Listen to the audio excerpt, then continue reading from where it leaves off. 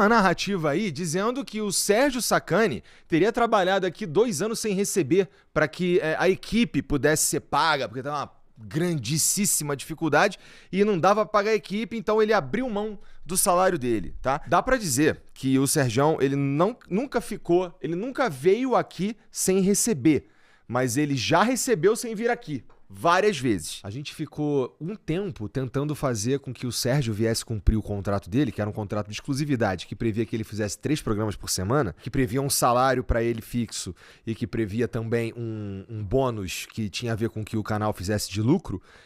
Ele simplesmente não vinha. Nem entrega pra marca o cara vinha gravar. Ele chegou a desmarcar 2 vezes e eu tive que fazer por um valor muito abaixo, que acabou atrapalhando toda a relação com a marca, com tudo, por causa da falta de responsabilidade dele. Teve mês que eu tive que pagar o Sérgio e a equipe e eles não vieram aqui. Teve dia que o Sérgio marcou, sei lá, um episódio na semana e com um cara que vinha dos Estados Unidos, o cara chegou aqui e ele não veio.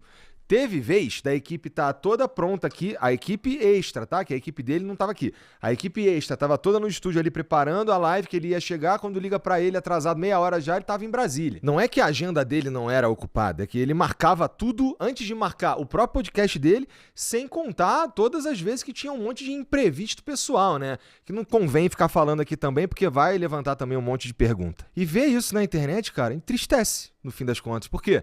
A gente tá falando de alguém que a gente criou uma relação muito maneira lá em 2019, né? A gente foi construindo as coisas, a gente construiu um podcast, né? A gente criou o canal, a gente fez todas as artes, a gente fez vinheta, a gente fez tudo, todos os cuidados, equipe, não sei o quê. E termina assim, né? Termina de um jeito que um monte de afirmação descolada da realidade, me pintando como um cara ingrato, me pintando como um cara que trabalhou para destruir o programa, quando, na verdade, o fato dele não vir fazer o programa fez com que a gente precisasse criar outras coisas para pôr no canal. E, inclusive, essas outras coisas, esses outros criadores que apareceram no canal, todos com o aval dele. Então, por que a gente tinha esses outros conteúdos no Ciência Sem Fim?